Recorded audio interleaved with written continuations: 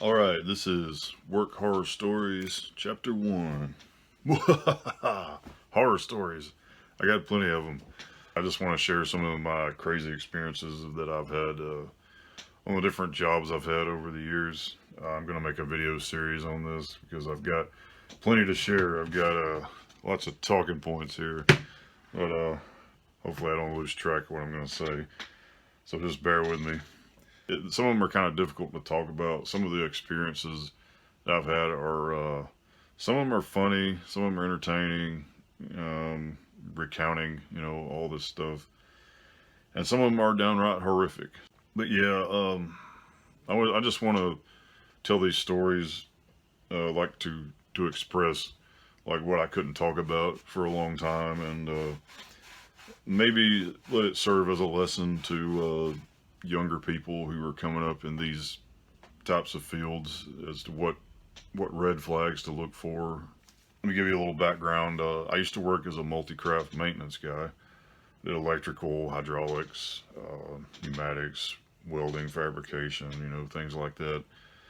At the time that I applied for this job, I had about 4 years experience.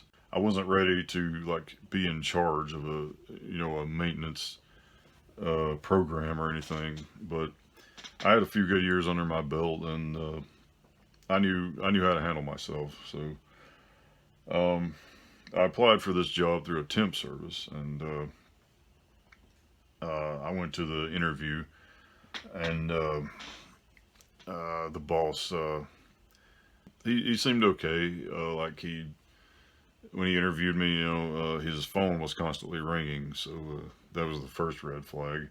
That kind of annoyed me, but I chose to ignore it. And look at my boss's desk, and like there's just like a mountain of papers and files and stuff. Like his computer is like over here, and there's like just papers strewn everywhere. His office is like a mess. There's parts of machines laying over here, and wires hanging out. I don't know what else. Yeah, it's just the immediate thought when you walk in the place is you see it and it's like, wow, this is so disorganized. This is chaos. Red flag number two.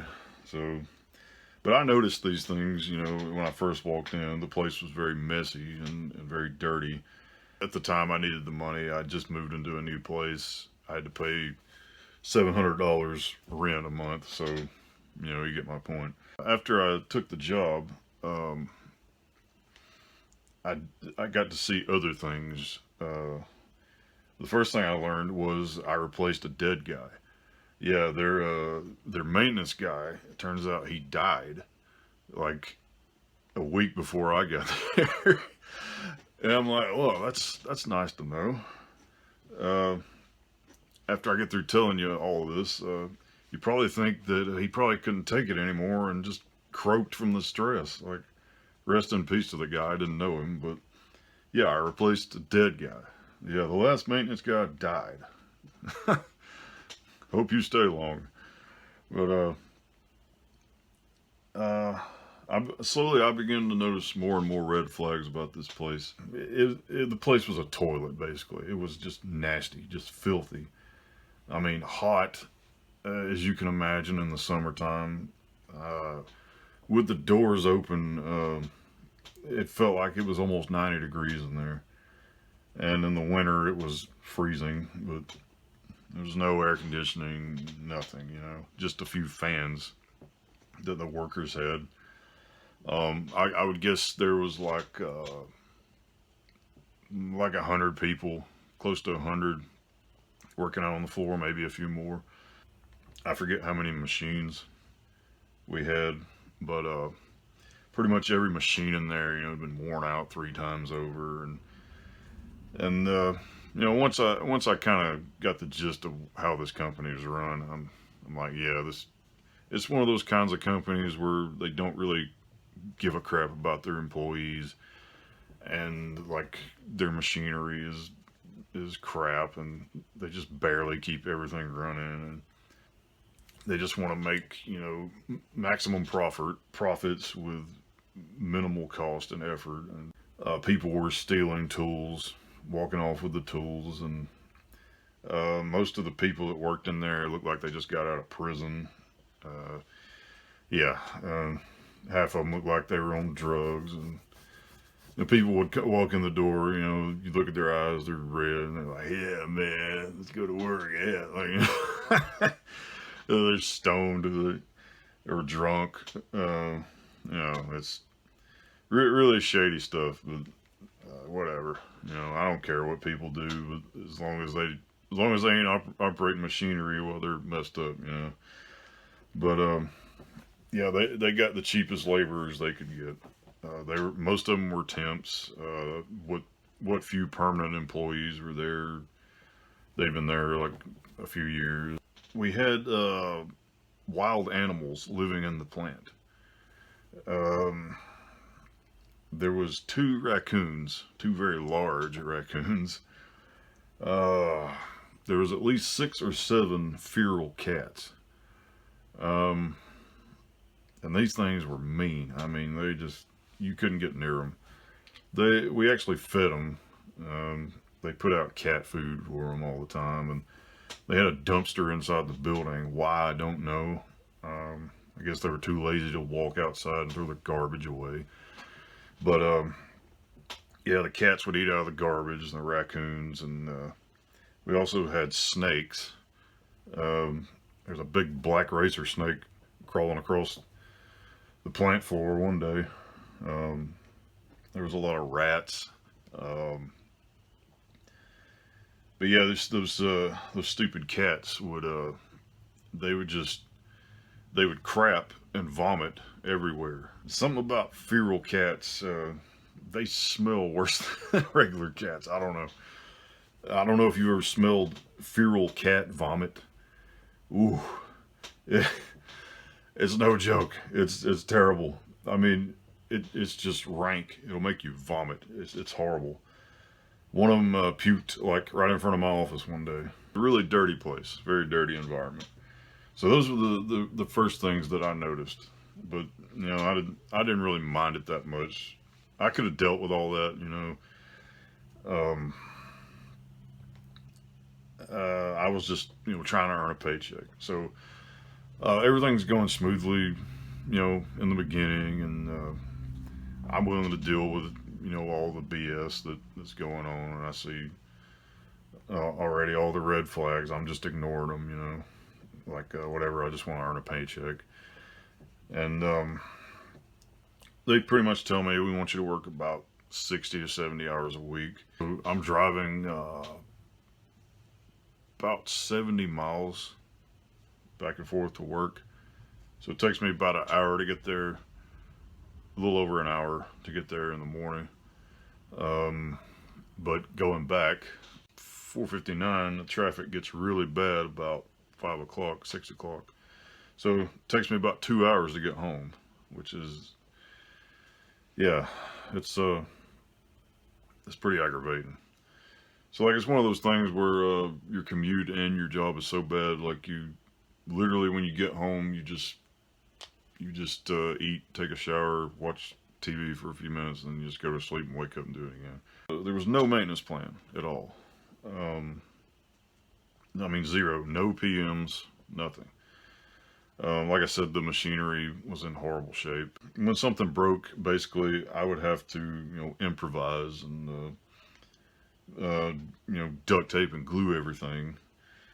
Because the worst part of this whole thing, which pretty much cripples any kind of maintenance program, is they would never buy any parts or supplies for the machinery. All I really had to work with was salvaged leftover parts and just piles of junk. That's it. We had like these file cabinets. It was just disorganized. It was just full of spare parts. I understand that when you work maintenance, it's a maintenance job. A maintenance guy's job is to fix machinery when it breaks. But sometimes when you get involved with management, they don't really understand. Uh, you try to explain to them, what's going on and why this machine's not running and why you need to spend $300 on parts. And sometimes they just don't want to do that. They don't want to listen. There's a strange gap between management and people who really understand what's going on. Everybody knows the story of the Challenger rocket, right? Okay, people who built the rocket boosters for the Challenger rocket, they found a flaw. The O-rings wouldn't seal when it was too cold. That's basically what happened. The engineers found this, and they tried to explain to their bosses, management, that launching in freezing cold, it was a bad idea. The rocket could explode. So management didn't listen. Long story short, 7 people died. The rocket exploded. So I don't know what that's called. If somebody can tell me what that's called, that gap is called. But when things like that happen, management tends to, what's the word? Deflect the blame for it. They tend to, point fingers at somebody else. If you're going to run a company, if you say that you're in charge of something that goes on in a company, you have to take responsibility for it. You can't just point fingers when stuff goes wrong. You have to take responsibility for it. You can't just say, "Well, I'm the boss. I'm the boss," and just take credit. When good stuff is happening, when your production numbers are up, but when chips are down and shit's blowing up, you won't take responsibility for that. You can't hire technicians to work on stuff and not supply them with the stuff that they need, because I had none. I mean, sometimes I could dig and find something and throw it on a machine, and it's some shit that halfway works, and duct tape it and glue it together, and rig something up to make it work. I could get by with doing stuff like that sometimes, and I did that. But if you're going to hire me to do maintenance work and then tie my hands where I can't do anything, that's a problem. There was a lack of safety equipment. The work they did, the workers had to use those gloves with a coating on them, the cut resistant gloves, because they were cutting aluminum that had sharp edges on it. They could cut their hands up if they're not careful, so they had to use the cut resistant gloves, and you had to have safety glasses to work in there. So like the new hires that were coming in, they wouldn't buy the safety equipment for their new hires. They wouldn't supply their workers with safety equipment. That's just, I don't even know what to say about that. That's just blatantly just not giving a crap about your employees, which I don't know who was in charge of that. Somebody in management was supposed to do that, and they didn't. There were numerous OSHA violations. Some I probably shouldn't mention, but one in particular was all of the extension cords had like exposed wires on them. Extension cords were fraying and coming apart, and that's just a no-no. There was other stuff. I don't know if having wild animals living in your plant is an OSHA violation. Maybe somebody could chime in and tell me that. Another issue was people working basically in the dark, which I'll get into that in just a minute, because they wouldn't buy any light bulbs for their workers. Terrible. Just inexcusable behavior. Now here's one of the key problems that I had. It's that my boss was a moron. Everybody always says my boss is a moron, but I don't mean that he was like intellectually deficient or stupid. in that way. He was a moron in the fact that he never listened. I guess he was stubborn. I don't know. I never could figure him out, really. He was an older guy, and like, he was constantly on the phone. He was always sitting at his desk, his very chaotic desk, and he was always sitting there answering the phone, over and over. And most of the time, he's just yakking with people. The majority of the calls, he's talking to some girl. He's flirting with a woman who is young enough to be his daughter, maybe his granddaughter. I don't. I never knew if he was married or not, but yeah, I don't know. I I would come into his office and try to tell him stuff, and he'd just be sitting there like, "Hey, honey, how you doing? Let's come over to my place sometime." Just stupid stuff like that.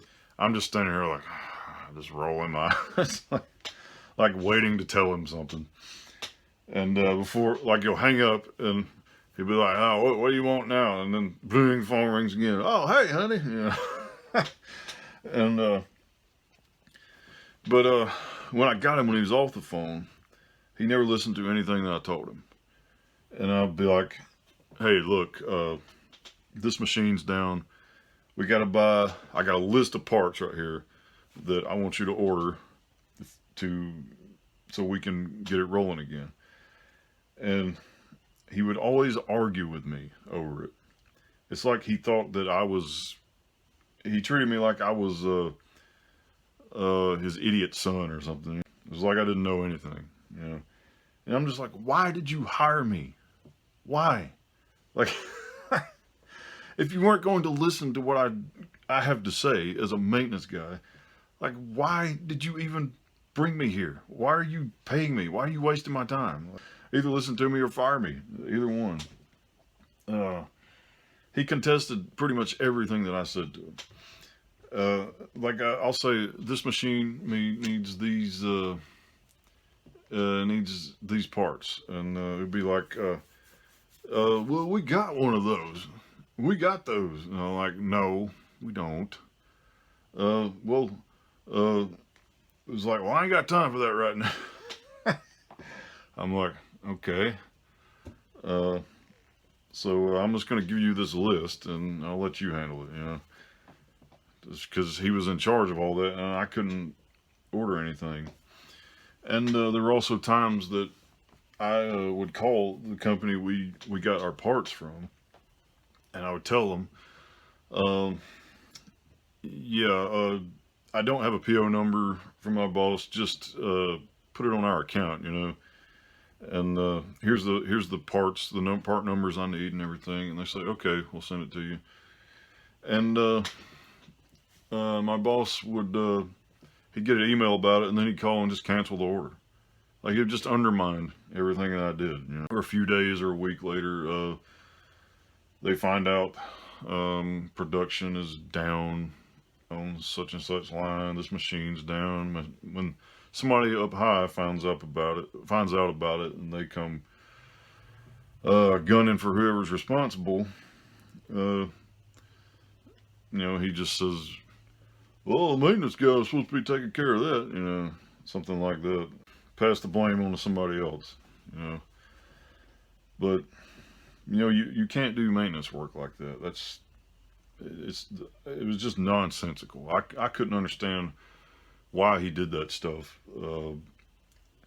I think, I can't prove it, but I think that he had some kind of, some supervisors have like this stipend thing where they're given a certain amount to work with each year. And sometimes companies will, whatever they don't spend, will let them keep the rest as part of their earnings. It's like a stipend kind of thing. I don't know if that's what they were doing, but I suspect that's what was going on. So he didn't want to spend the money on all this stuff because he was the plant supervisor, basically. So it makes sense that You know, if he didn't buy the necessary stuff to get the job done and just duct tape everything together, you know, just get by with what you can. He gets to keep whatever's left over. So, management was a complete joke. Um, like I said, they wouldn't order supplies for anybody. It seemed like they were only concerned with the people who were up in the office, um, because they had AC, they had a nice kitchen, they had TVs, installed like a $3,000 office desk, an elevator desk that comes up like this when you push buttons. I mean, that shows you where the priorities are. They didn't really care about their workers. The workers are uh, passing out from heat exhaustion and can't get the job done because they don't have any tools or any supplies, and struggling to get anything done. And you know, people are just sitting up here in their nice, cushy, air-conditioned office, and they actually bought a brand new refrigerator and stove and a bunch of fancy stuff from Lowe's, and wanted me to install that in the kitchen.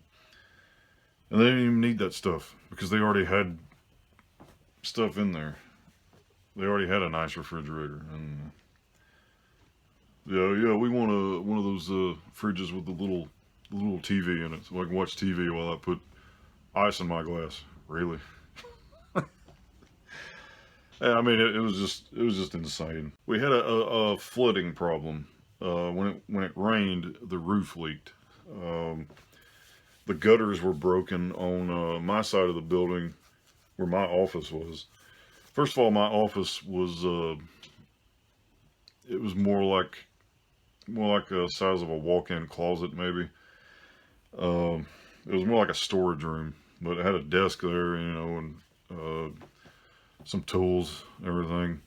They did supply me with some tools when I got hired. I will say that the owner of the company was nice enough to buy me a new tool bag and uh, just some basic tools, pretty much. But basically because somebody ran off with all their tools, I guess. And this was one of the worst things about it. Uh, every time it rained, the water would drip down onto the roof of my office, and it would come, you know, it would come through the ceiling, and it would drip onto me, and you know, and onto the floor.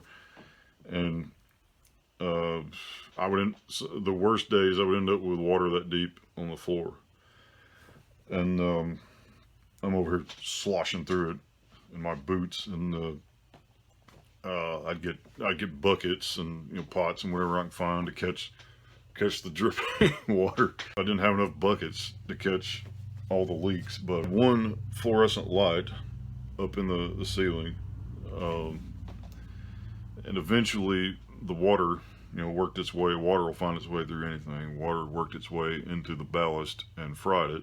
I ended up having to take the fixture down because we didn't have any more light fixtures. We barely had any light bulbs. There's parts of the machines that would break. I'd have to bring them into the office, like, to work on them, because we had like these caulk guns that were, it was like taking apart a Swiss watch. I had to learn how to work on these things, and I had to follow schematics, you know, on how to put it all together. When those things would break, I'd take them in the office, take them apart, and rebuild them, put new O-rings and seals and everything inside them.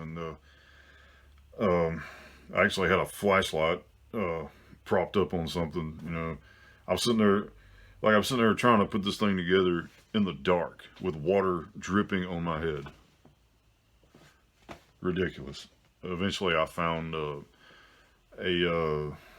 small bulb fixture for like just a regular like 100-watt bulb. Well, we had the only bulb that we had left in the building, incandescent bulb, was a measly 40-watt bulb. So I wired up that fixture and screwed it to the ceiling, and I put that little 40-watt bulb and like a little pull cord on it. I'm like, okay, it's barely enough light to do anything, but okay, whatever. That's better than nothing, because they wouldn't buy me anything. I went to my boss. I'm like, hey, we need to get another light fixture for my office. I ain't got time for that right now. I'm like, you know, he wouldn't tolerate his office being like that, but it's okay for mine to be. That shows you who you're dealing with right there. I even asked to see if we could get the roof fixed, because the roof leaked in other places on the workers. While they were trying to do stuff, not everywhere, but the flooding was a problem in the building, but they weren't going to do anything about it. So I even asked, like, just I told him get some gutter parts. I made a list of parts I needed to fix the gutter. You had like one of those flex pipe drains. I forget what they're called. That it kind of angles down like this, and it was supposed to come down to keep it from leaking onto the part where my office was. I'm like, just order the flex pipe and these gutter parts that we need, and I'll take the boom lift and I'll go up there and fix it myself. No, I ain't got time for that. We got other stuff to do. Okay. So, it's okay for me to be sitting in the dark, struggling to work, with water dripping on my head, while, your boss sits in a warm, dry office. It's ridiculous. I don't have the words to describe how stupid this job was. I mean, like, when I'm sitting there with like water dripping on my head, and I'm like, struggling to work in the dark, getting pissed off, and I just threw everything down, and I'm just like, what am I doing here? What am I doing in a place like this? Like, I deserve better than this. I'm smarter than this. And I was right. It was kind of my own fault for not seeing the red flags, like I should have. But, let that be a lesson to you. Don't take jobs like that. Even if you're desperate, learn to see the red flags early. Like I said, we had a problem with people working in the dark because all the bulbs, these were, I believe they were 480 volt, like the big ones, the old style big ones with the halogen bulbs in them, the ones that take a minute to warm up. A lot of those were blowing out. The workers were basically, they weren't in the dark, but they didn't have enough light to see what they were doing. And we also had a lot of fluorescent, hanger lights that hang on the chains. And they were complaining to me all the time, dude, we're working in the dark. You got to do something about these lights. And I'm like, there's nothing I can do. I've begged for parts and I can't get anything. It was like that with everything. Like, dude, please fix this. Like, I couldn't even walk through the plant without somebody saying, dude, hey, maintenance guy, can you fix this? And I'm like, there's nothing I could do. My hands are tied. I was able to fix some of the fluorescent lights when I could get them to order the bulbs. Once in a while I could get through to them, and everybody cheered like when I fixed the fluorescent lights. Like, yay, yeah, we can see again. We won't cut ourselves anymore in the dark. And boss was saying, we're gonna get some LED lights to go in this. I'm like, okay, LED bulbs are an upgrade. And I'm like, what kind are you gonna get? I don't know yet. And all I said was, don't buy some cheap, Chinese made, don't buy cheap lights. That's the only request I made. Just don't buy the piece of crap LED lights. The cheapest ones you can find on eBay or something like that. Get some good ones. That's the only thing I said. They come in the boxes. I open it up. I was looking at the voltage rating on these things, and it says it works on multiple voltages. It said 120. I think it was 277, 480, something like that. So evidently they'll adapt, but I don't know. I'm just looking at it's like a corncob LED light. The big rows of LEDs about this long on a cylinder. And so I'm like, I don't know if we should use these.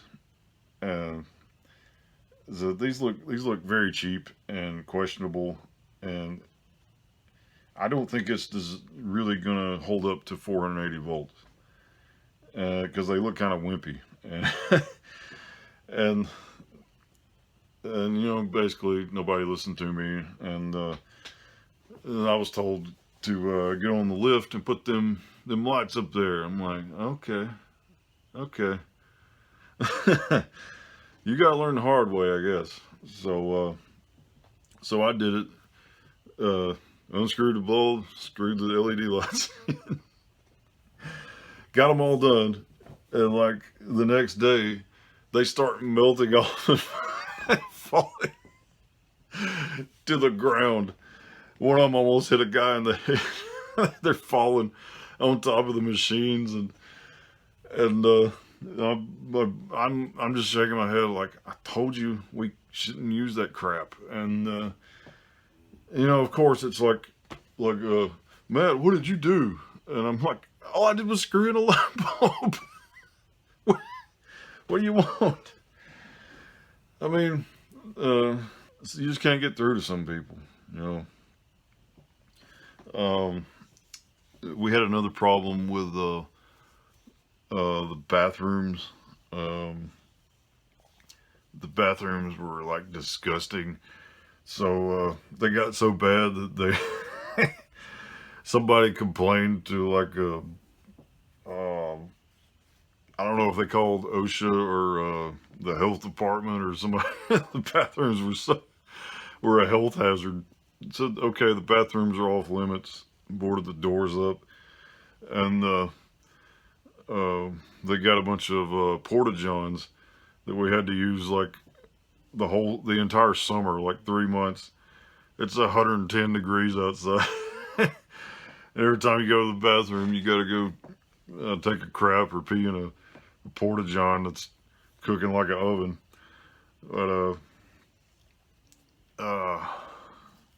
But yeah, we had one porta john out back that was it hadn't been emptied in a while. Like the other porta johns, the dude on the truck would show up and would empty them out. Like I think once a week, maybe once every 2 weeks if we're lucky. But there was one porta john like out back that it was never emptied. It was so full of pee and garbage and cigarette butts and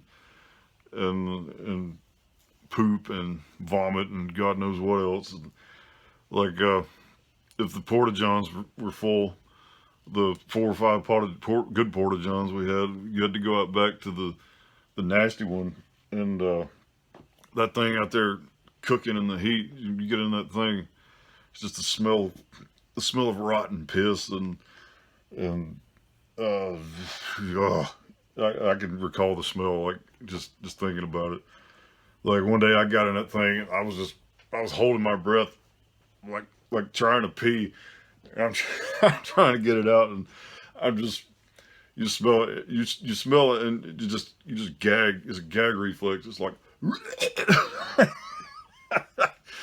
yeah, it was that bad. We had the people who would drink at work. They'd throw their liquor bottles in there. Yeah, little shooter bottles. They'd sneak in to work. I'm running out of time here, so I got to move on. Yeah, we had one guy who was driving the forklift drunk, and he got fired. Another guy, we got caught passed out drunk in his car. And there was the guys who were smoking weed at work, and it was like, I walk around the corner, I see a guy over here, with his pipe and his lighter. I'm just like, and he's like, you ain't gonna tell anybody? Like, no, man, I don't care, whatever. I don't even care at this point.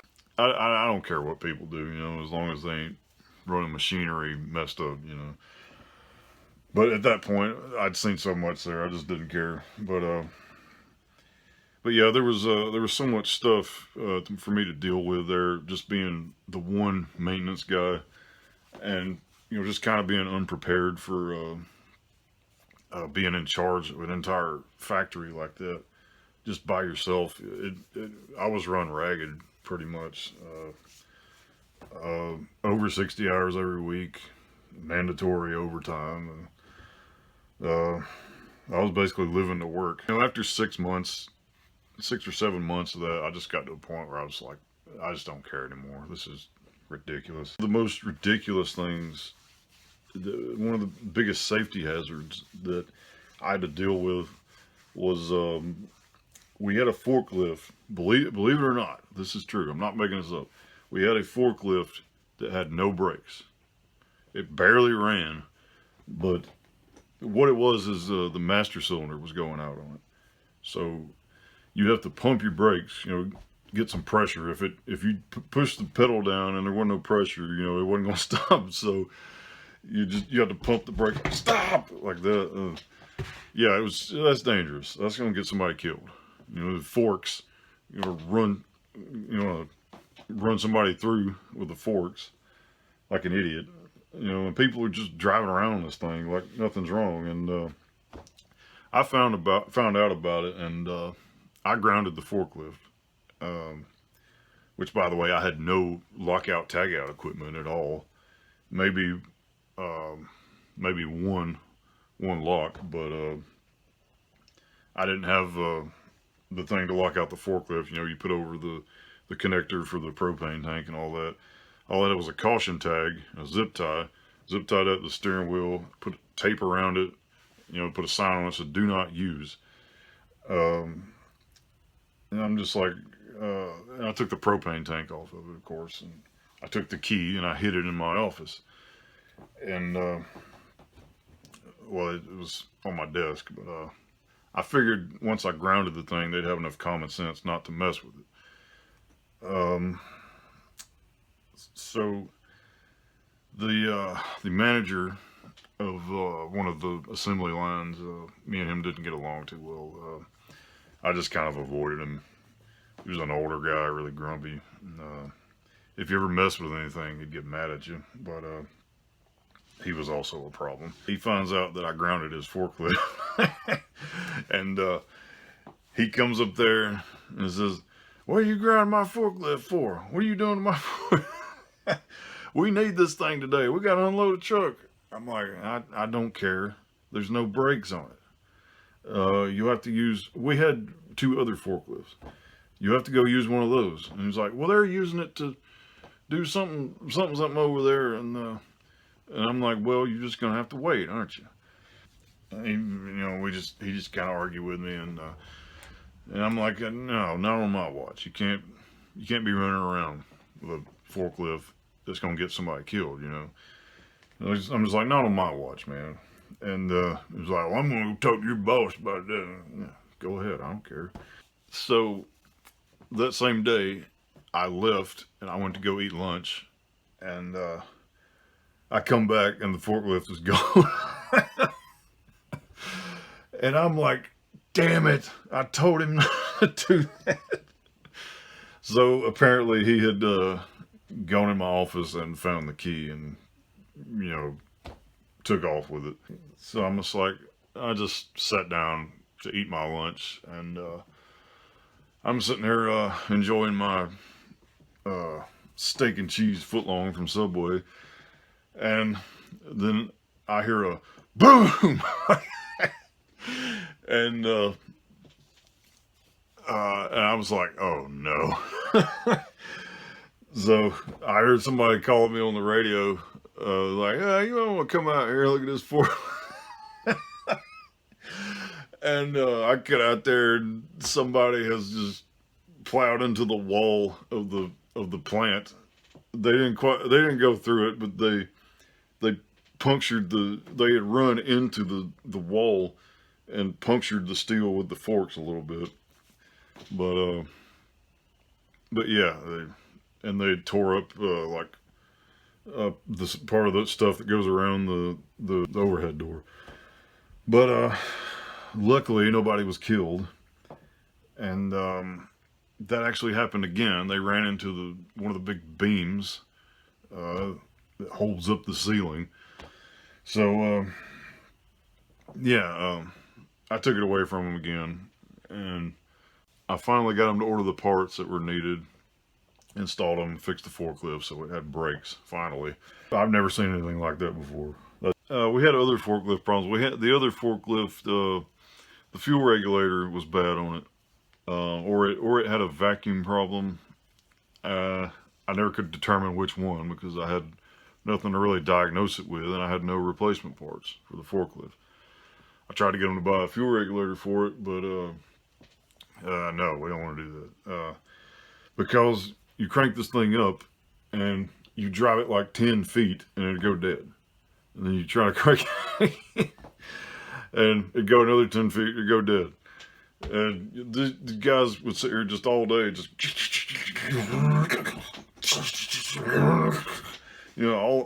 all day trying to get the thing going. You'd have to sit there and rev it to get it to run enough where it wouldn't go dead. And when it was running, it sounded like, like that. Very poor infrastructure. This place had contracts supposedly with the federal government. I don't know how, because we worked on stuff for NASA, the FBI. They were a contractor who supplied parts for their buildings, the security stuff. So I don't know. I literally had to go to some of these construction sites and work on some of their vacuum lifters that they used to get the windows up there with. Because they beat the crap out of these things, and some of the equipment there was questionable too. I don't think they had any accidents or got anybody killed, luckily. But it's strange that you go from working in a place like this, filled with wild animals and OSHA violations and cat vomit, cat poop everywhere, to working on a government building. Working on a building for NASA. It's the strangest thing ever. I think there's something shady going on. I don't know. It's none of my business, but there's something suspicious going on. Oh yeah, we also had a lull lift. Those big the big forklift with the extendable boom on it. I call it a lull lift. But we had a lot of problems with that thing. They kept getting dirt, and it was a diesel. Kept getting dirt in the fuel tank. So I never could figure out how that was happening, because it was a really dirty environment. I mean, you have like a breather cap on top of the tank, because the tank has to be able to breathe to relieve its pressure and everything. And apparently it was sucking in air, or somebody was dumping dirt in there on purpose, because we never could figure out who was doing it or what was causing it. I actually drained the tank one time, and the same thing happened again. We had to replace the fuel filter like once a week on this stupid thing, because it wouldn't run without it. Because the fuel system was so clogged on this thing from all that dirt and mud inside there. People were breaking it all the time, breaking the hoses on it, and I have to call the hydraulics guy out here again. We had another problem. Like right before I left, I was working on that thing, and I opened the fuse box, and somebody had replaced the fuses with screws and nails. Just shoved them in there, because the thing had so many electrical problems. I guess they were just trying to find a way to, make it work. I'm just like, I'm not touching that. No, I'm not touching that. I'm like, this thing's gonna catch on fire one day, and there wasn't much I could do, because I didn't even have fuses to replace all that stuff. There was like 10 of them in there that had been rigged like that.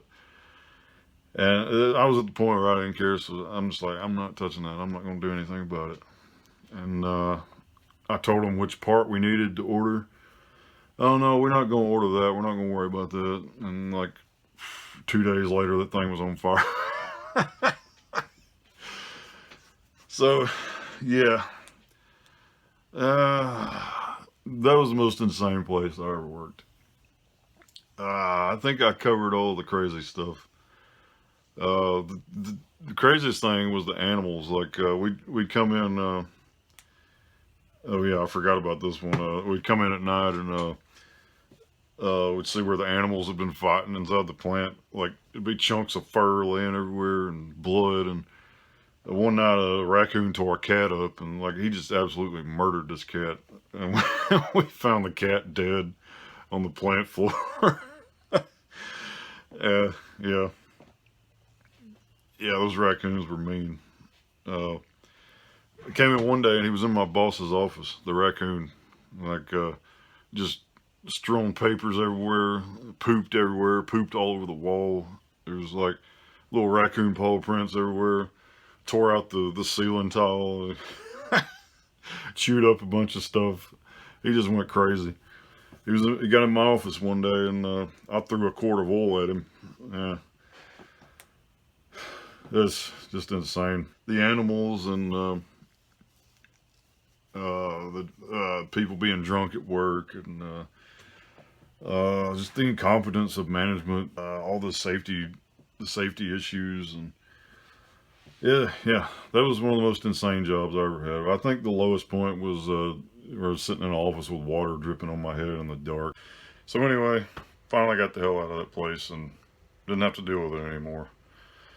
So yeah, don't take that kind of stuff off of people, and always watch for red flags. Like don't work for really disorganized places like that, and just be really careful, because when you get hired by somebody, you're entering into a relationship with that employer. So you gotta be careful with how they treat you, and you gotta look out for yourself. So yeah, tune in next time. I got more horror stories to share, and hope you like the video. Subscribe, like, share. Be back next time. Same bat time, same bat channel. So this is Big Ninja. See you later.